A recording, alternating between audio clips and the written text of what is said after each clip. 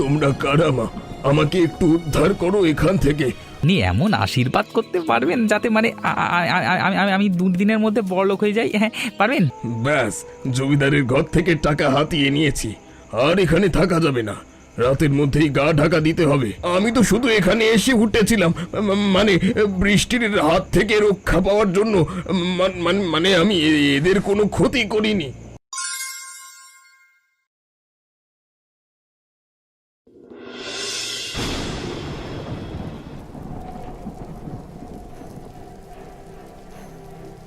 দিদি, তাড়াতাড়ি চল। এই ঝড় বৃষ্টির মধ্যে আমগুলো সব নিচে পড়ে গেছে মনে হচ্ছে। তাড়াতাড়ি গিয়ে আমগুলো কুড়িয়ে নি, না হলে যে চুরি করে নেবে। ঠিকই বলেছিস বোন, তাড়াতাড়ি চল, না হলে কিন্তু চাপে পড়ে যাব আমরা খুব। কেউ আছো? আমাকে একটু জল দাও, আমাকে বাঁচাও, এখান থেকে উদ্ধার করো। কে কোথায় আছো? আমাকে উদ্ধার করো। শুনতে পাচ্ছিস? কার যেন গলার আওয়াজ শোনা যাচ্ছে। এই সময় এখানে কে এলো? আওয়াজটা ওই পাশের ওই আম গাছটার নিচ থেকে আসছে বলে মনে হচ্ছে। তাড়াতাড়ি চল তো দিদি, আমরা গিয়ে দেখি কেউ আছে কিনা ওখানে।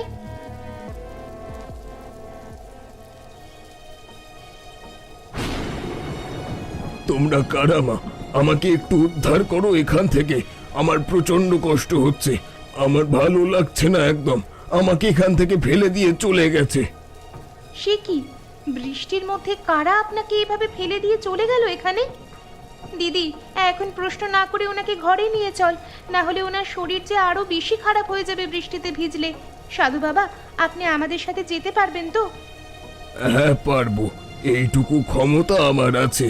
আমি একদমই অসহায় হয়ে পড়েছি, খিদে তেষ্টায় গলা শুকিয়ে যাচ্ছে, আমার সারা শরীর কাঁপছে, খুব কষ্ট হচ্ছে আমার।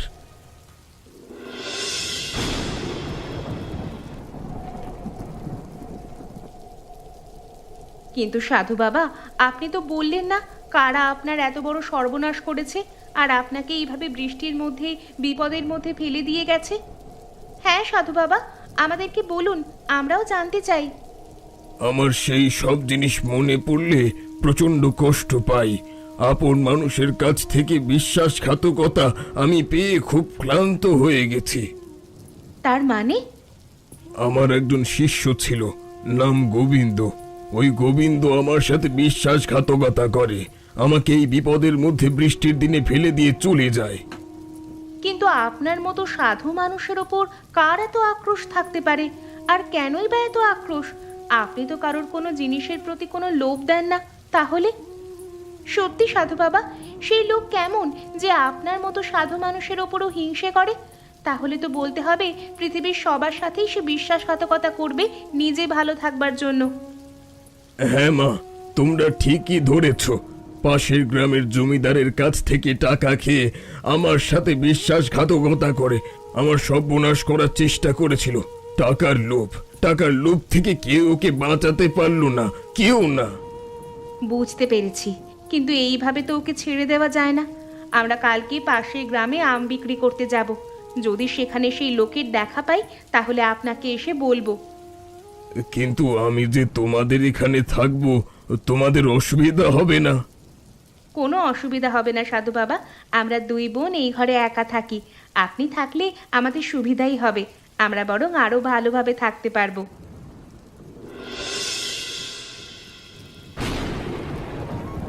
নিয়ে যান, নিয়ে যান, আম নিয়ে যান। আমাদের কাছ থেকে অল্প দামে কালকে ঝড়ে গাছ থেকে পড়া একদম সুন্দর সুন্দর তাজা আম নিয়ে যান। খুব অল্প দামে বিক্রি করে দেব। নিয়ে যান, নিয়ে যান, দেরি করবেন না, না হলে ফুরিয়ে যাবে। নিয়ে যান।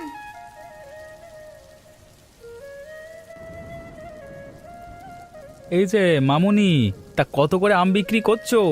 আমার গিন্নি বাড়ির জন্য নিয়ে যেতে বলছিল, আমের চাটনি করে খাওয়াবে। বেশ অনেকদিন হাতে টাকা আসেনি। ভাগ্য করে একটা জমিদারবাবু পেয়েছিলাম, ওই জমিদারবাবু আমাকে দিয়ে কাজ করিয়ে হাতে টাকা দিয়েছে। একে দেখে মনে হচ্ছে এই সেই লোকটা। আরে কি হলো, দাম কি ভুলে গেলে নাকি? কি এত ভাবনা চিন্তা করছো? দেখো, বেশি দাম বাড়িয়ে বলো না, বলে দিলাম, তাহলে কিন্তু একদম ভালো হবে না। 1 কেজি আমের দাম মাত্র 30 টাকা, একদম তাজা আম। না না, এতটা দিতে পারবো না। ওদিকে আবার গিন্নির জন্য মুরগির মাংস নিয়ে যেতে হবে। মুরগির মাংস আর আমের চাটনি, ভাত খাওয়া একদম জমে যাবে এই বর্ষার দিনে। তোমাকে আমি 20 টাকা দিতে পারি প্রতি কেজি, রাজি আছো? কাকা, আমরা অনেক দূর থেকে এসেছি, এত কম দামে যদি বিক্রি করি তাহলে আমাদের হাতে কিছুই লাভ থাকবে না। আর এই তো তোমরা চিৎকার করছিলে তোমাদের নিজেদের গাছের আম বলে, তাহলে নিশ্চয়ই তোমরা অন্য কোথা থেকে কিনে আনোনি এই আম। 20 টাকা প্রতি কেজি বিক্রি করলে তোমাদের হাতেই তো সব টাকা থেকে যাচ্ছে। কিন্তু ভাড়া দিতে হবে, ভ্যানে করে আমরা যে আমগুলো নিয়ে এসেছি, যার ভ্যান তাকে তো টাকা দিতে হবে। আচ্ছা আচ্ছা আচ্ছা আচ্ছা, বুঝেছি, তাহলে এই ব্যাপার। ঠিক আছে, ভয়ঙ্কর খেলা হবে। তাহলে তোমরা দুজন একটা কাজ করো, আজকে যখন অনেক দূর থেকে এসেছো, তাই বৃষ্টির দিনে আমাদের বাড়িতে না হয় খেয়ে যাবে।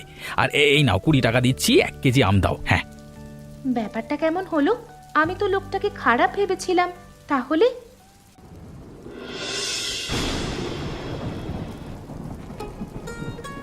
বাহ, রান্নাটা তো খুব সুন্দর হয়েছে কাকি। কিন্তু কাকা, তুমি তো আমাদের চেনো না, জানো না, হঠাৎ করে ঘরে ডেকে নেমন্তন্ন করে খাওয়ালে কেন? তাতে কি হবে? আরে তোমরা দুটো বাচ্চা বাচ্চা মেয়ে অনেক দূর থেকে বাজারে বিক্রি করতে এসেছো। এই ঝড় বৃষ্টির সময় তোমাদের কষ্ট দেখে আমার একটু মায়া হলো। আর তাছাড়াও আমাদের বাড়িতে কোনো অতিথি তেমন একটা আসে না। অতিথির কথা আর বলো কেন, জমিদার বাবুর বাড়িতে অতিথি এসে যে কাণ্ড ঘটালো, সেই দিক দিয়ে দেখতে গেলে অতিথি বাড়িতে আসে না ভালোই হয়েছে। মানে কি হয়েছে কাকিমা? কোনো বিপদ হয়েছে নাকি? আরে বিপদ বলে বিপদ, সে কি কাণ্ড! জমিদার বাবুর সমস্ত সম্পত্তি এক রাতের মধ্যে একেবারে গায়েব হয়ে যাচ্ছিল।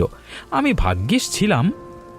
আরে তুমি এমন করে না বলে ওদেরকে গোটা গল্পটা খুলে বলো না। ওরা না হয় খেতে খেতে গল্পটা শুনুক, তাহলে তো ভালো হয়। ওদের দুজনকে আজকে আর ছাড়ছি না, আমাদের বাড়িতেই থেকে যাবে। হ্যাঁ কাকা, ব্যাপারটা কি বলো তো, আমরাও শুনতে চাই একটু, আমাদেরকে বলো।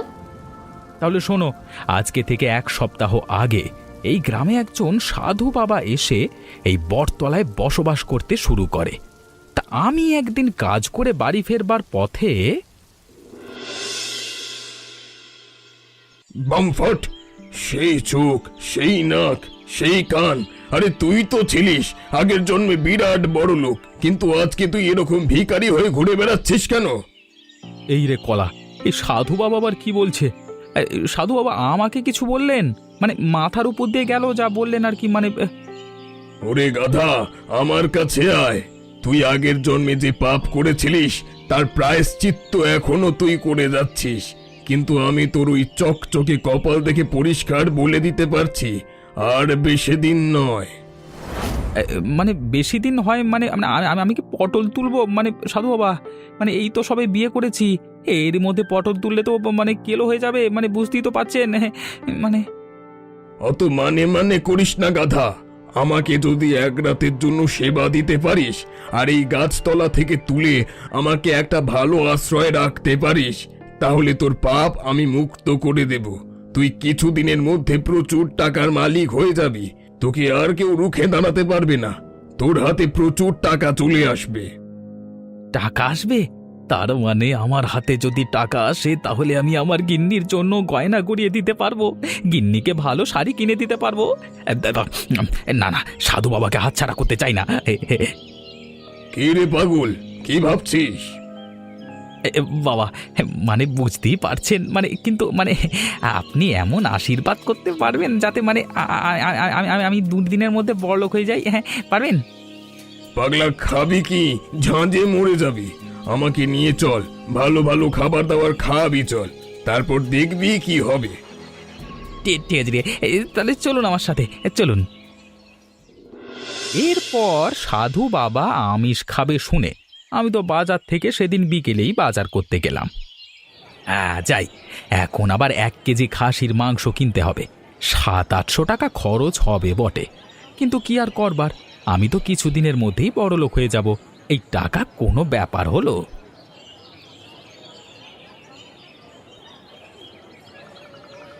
আরে গোবিন্দ যে, তা দুপুরবেলা বাড়িতে খেতে গিয়ে তারপর আর কাজে এলে না? সব ছোটখাটো কাজ আমি আর করবো না। 2 দিনের মধ্যে বড়লোক হয়ে যাব, তখন লোককে কাজ দেব, দেখবেন আপনার মতো আমার বাড়ি হবে বিরাট বাড়ি। হ্যাঁ, তার মানে তোমার মাথায় কি বাজ পড়েছে নাকি? তুমি কিভাবে কথা বলছো? নাকি গাঁজা টাজা খেয়েছো? গাঁজার নৌকা পাহাড় তলি যায়। হ্যাঁ, কি হয়েছে? না না, মানে ব্যাপারটা হচ্ছে মানে আর কি, আমাদের ঘরে আর সাধু বাবা এসেছেন। তা সাধু বাবা বলছিল আমি দুদিনের মধ্যে নাকি বড়লোক হয়ে যাব। তা সাধু বাবার জন্য খাসির মাংস কিনে নিয়ে যেতে এসেছি, তাই জন্যই আর কি মানে মানে সাধু বাবা তোমাকে বড় লোক মানে হয়ে যাবে বলেছো, মানে বলেছে? শোনা শোনা শোনা গোবিন্দ, আমাকে নিয়ে চলো না একটু। মানে আমি আমি আমি চাষবাসের ব্যাপারটা একটুখানি মানে হাত দেখিয়ে বলবো। মানে সাধু বাবা বলবে যে কেমন মানে আর কি উন্নতি, মানে উন্নতি হবে নাকি অবনতি হবে, এটা আর কি। জমিদার বাবু, আপনি বুঝতে পারছেন না, এইভাবে যার তার সঙ্গে দেখা করেন না সাধু বাবা। আরে ভাই, আমি তোমার কাছে যে সে হয়ে গেলাম, আমাকে দয়া করে নিয়ে চলো ভাই, চলো না ভাই, আমার সোনা মোনা গুলুমুলু একটু। জমিদার বাবু, কি করছেন বাজারে? ঠিক আছে ঠিক আছে, চলুন আমার সাথে। তারপর সাধু বাবাকে যা বলবার আপনি খুলে বলবেন, যত সব ন্যাকামো। দেখুন, সাধু বাবা যদি রেগে যায় তখন আমি কিচ্ছু কিন্তু বলতে পারবো না। না না ভাই, তুমি আমার উপর বিশ্বাস রাখো ভাই, চলো চলো নিয়ে চলো। হ্যাঁ,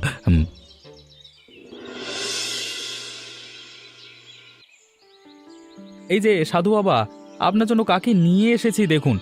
আমাদের গ্রামে জমিদার বাবু স্বয়ং আপনার সাথে দেখা করতে এসেছে।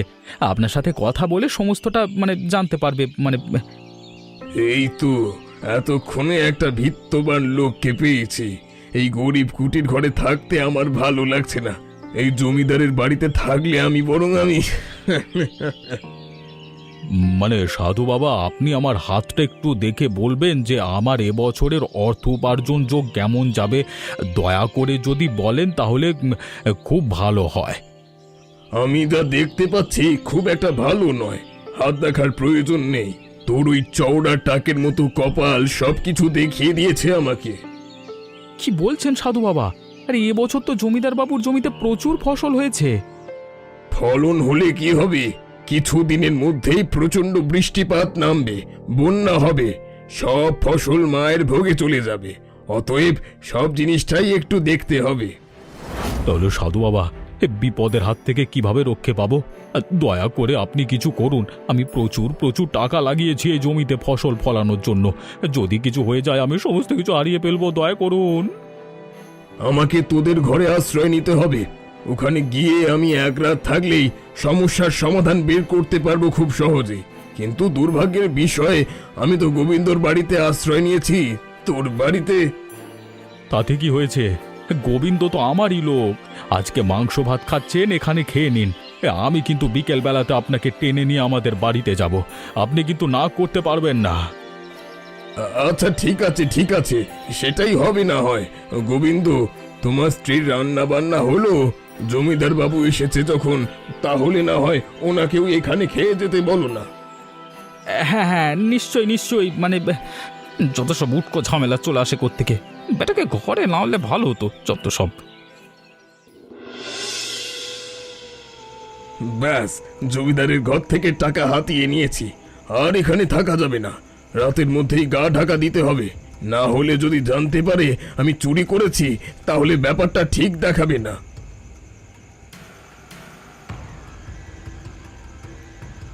এ কি সাধু বাবা, আপনি এত রাতে কোথায় যাচ্ছেন? এই মানে এরকম মানে আপনি পুঁটুলিটা ওখানে ফেলে দিয়ে চলে এসেছিলেন তো? আমি তো রাত্রির বেলাতেই আপনাকে দিতে এলাম। আমার গিন্নি তো আপনাকে মানে শ্রদ্ধা করতো, তাই মানে, কিন্তু আপনার হাতে এতগুলো টাকা কেন? না মানে মানে ওই জমিদার আমাকে এক গাদা টাকা দিল, আমি চাইনি। মানে কি জন্য দিল আমিও ঠিক জানি না, বুঝতে পারছি না। তার মানে জমিদার বাবু আপনাকে টাকা দিল, আর আপনি রাতের বেলা কোথায় যাচ্ছেন? আমার আর এখানে থেকে কি লাভ? মানে পালিয়ে যাচ্ছি। মানে আমি এখান থেকে মানে। কি ব্যাপার? রাতের বেলা কারা ওখানে কথা বলছে? গোবিন্দ, তুমি এত রাতে এখানে কি করছো? ভাগ্যক্রমে চলে এসেছি জমিদার মশাই। এই সাধু বাবা আপনার ঘর থেকে মনে হচ্ছে টাকা ঝেড়ে দিয়ে পালিয়ে যাচ্ছিল। এই দেখুন, ঠিক সময় চলে এসে আটকে দিয়েছি। কি আবোল তাবোল কথা বলছো? তুমি তো আমাকে টাকা নিয়ে আসতে বলেছিলে জমিদারের ঘর থেকে। তাই নাকি? গোবিন্দ তো এরকম করবার লোক নয়। এমন অনেক সময় গেছে আমি গোবিন্দকে একা ঘরে রেখে গেছি, কোনো দিন একটা জিনিস এদিক থেকে ওদিক করেনি। ঠিক আছে, বুঝতে পেরেছি। গোবিন্দ, আমাদের লাঠিয়ালগুলোকে ডাকতো, বেটা সাধুকে এক্ষুনি গ্রামের বাইরে ঠেঙিয়ে বার করে দিয়ে চলে আসতে হবে। বুঝলে মামনিরা, এই হলো গল্প। তারপর তো আমরা সবাই মিলে বৃষ্টির রাতে ওই সাধুকে একদম গ্রাম ছাড়া করে দিয়ে চলে এলাম। ব্যাস, আমাদের শান্তি। তাই নাকি? তাহলে সেটাই যদি হয়, আমরাও কিন্তু আমাদের আমবাগান থেকে গত রাতে একজন সাধু বাবাকে উদ্ধার করেছিলাম। সে বলেছিল নাকি তার এক শিষ্য ছলনা করেছিল। হ্যাঁ হ্যাঁ, বুঝতে পেরেছি। আমাদেরও এরকম গল্পই শুনিয়েছিল। কিন্তু ব্যাপারটা কেমন হলো? তোমাদের ঘরে ওই সাধু গিয়ে উঠেছে আর তোমরা ঘরটা একা ছেড়ে দিয়ে চলে এসছো। মনে হচ্ছে তোমাদের ঘরে জিনিসপত্র সব গেল গো। সেরকম কোনো কারণ নেই, কারণ আমাদের বাড়িতে এমন কিছু সোনাদানা নেই যে সে চুরি করে নিয়ে যেতে পারবে। আর টাকা পয়সাও তেমন নেই। আমরা দিন আনি দিন খাই, দুই বোন মিলে কষ্ট করে উপার্জন করি। কিন্তু কাকা, একটা সাধুকে একবার ধরে শাস্তি দিলে হয় না? লোকজনের কাছে মিথ্যে কথা বলে বেড়াচ্ছে আর মানুষের সরলতার সুযোগ নিয়ে তাদের বাড়িতে চুরি করে বেড়াচ্ছে। সেটাই করতে হবে। চলো তো জমিদারবাবুর কাছে একবার যাই, গিয়ে সমস্ত ঘটনা বলি। তারপর ওই সাধুকে আরেকবার ধরে জব্দ করতে হবে। তাই চলো কাকা, আমিও যাব তোমার সাথে। না না, তাহলে তো এভাবে ছেড়ে দেওয়া যায় না।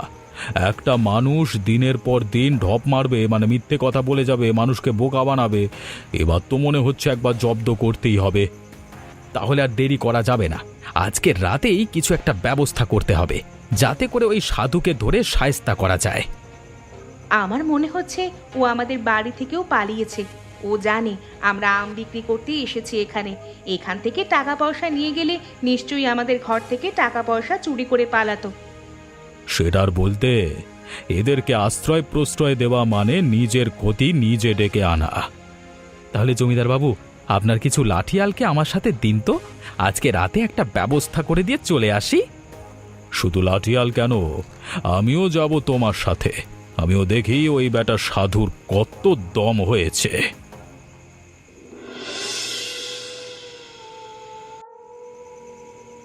আরে, তোমরা দুজনে ফিরতে এত দেরি করলে কেন? আমি ভাবলাম রাস্তায় বোধহয় কোনো বিপদ হয়েছে। আসলে তোমরা দুটো ছোট ছোট মেয়ে তো। না না সাধু বাবা, আমাদের ওই বিক্রি বাট্টা করতে একটু দেরি হয়ে গেল। আর তাছাড়া ঝড় বৃষ্টির সময় তো, সেই কারণেও একটু অসুবিধা হচ্ছিল। আপনি দুপুরবেলা কিছু খেয়েছিলেন নাকি খালি পেটে ছিলেন সাধু বাবা? আমি আর কি খাবো?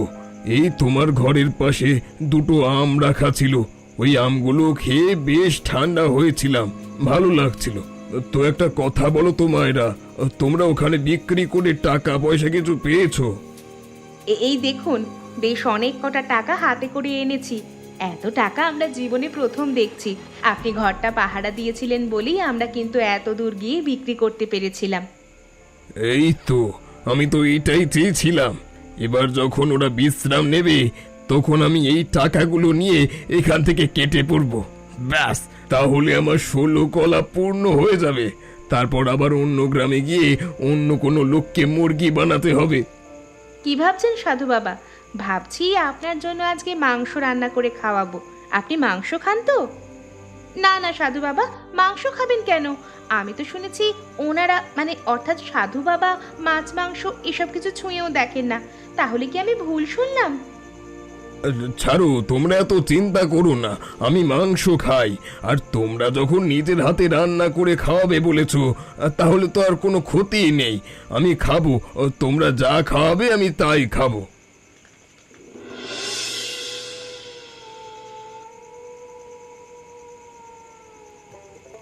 আরে সাবাস, এত সুন্দর মাংস রান্না আমি কোনোদিন আগে খাইনি। আসলে কেউ আমাকে এত যত্ন আরতি করে খাওয়ায়নি। তোমার মতো মেয়েরা যেন সারা জীবন সুখী হয়। হয়তো আমি আর কোনোদিন এখানে আসবো না, তবে তোমাদের এই হাতের রান্না আমি ভুলবো না। কেন আসবেন না কেন? আপনি তো মনে করলেই আমাদের বাড়িতে আসতে পারেন।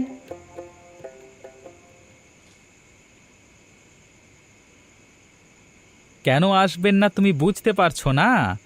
তোমার এই টাকাগুলো হাতিয়ে নিয়ে সারা জীবনের মতো এখান থেকে কেটে পড়বে, আর ওর টিকিটুকু খুঁজে পাওয়া যাবে না। এটাই তো এতদিন ধরে করে এসেছে, লোকের সঙ্গে দুশ্মনী করে এসেছে। হ্যাঁ বেটা, আমার ওখান থেকে টাকা ঝেড়ে দিয়ে এসে এখানে তুমি উঠেছ এই দুটো বাচ্চা মেয়ের ক্ষতি করবার জন্য। ওরে বাবা রে, তোমরা এখানে কি করছো? আমি আমি কিছু করিনি। আমি একদম বদলে গেছি। আমি আমি কিছু করিনি। আমি তো শুধু এখানে এসে উঠেছিলাম, মানে বৃষ্টির হাত থেকে রক্ষা পাওয়ার জন্য। মানে আমি এদের কোনো ক্ষতি করিনি। সে যাই হোক, আমরা সব শুনতে চাই না। ওরা সম্পর্কে আমার ভাইজি হয়, আর আমি চাই না তোর মতো লোক এখানে ওদের সঙ্গে আর এক মুহূর্ত থাকুক। এই মুহূর্তে এখান থেকে বেরিয়ে চলে যাও, না হলে কিন্তু তোমার কপালে দুর্গতি আছে বলে দিলাম। কি হলো, কথাটা কানে যাচ্ছে না নাকি মাংসের লোভ ছাড়তে পারছে না? না না, আমি এক্ষুনি চলে যাচ্ছি। আমার আমার আর ভুল হবে না। আমি এক্ষুনি দৌড়ে পালিয়ে যাচ্ছি এখান থেকে।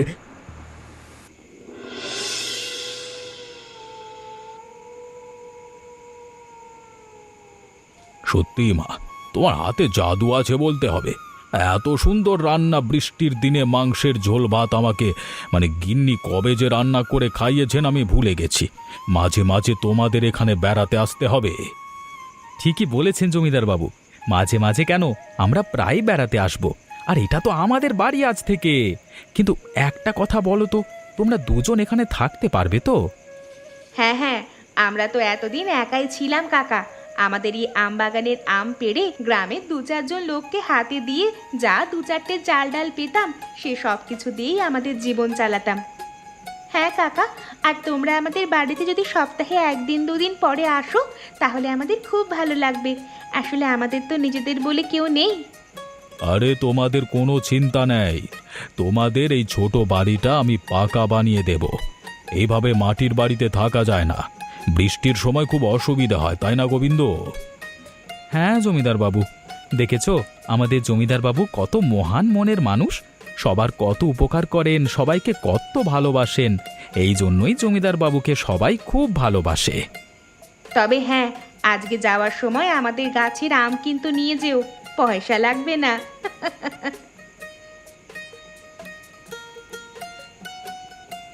কেমন লাগলো আমাদের গল্প? অবশ্যই কমেন্ট করে জানাতে ভুলবেন না।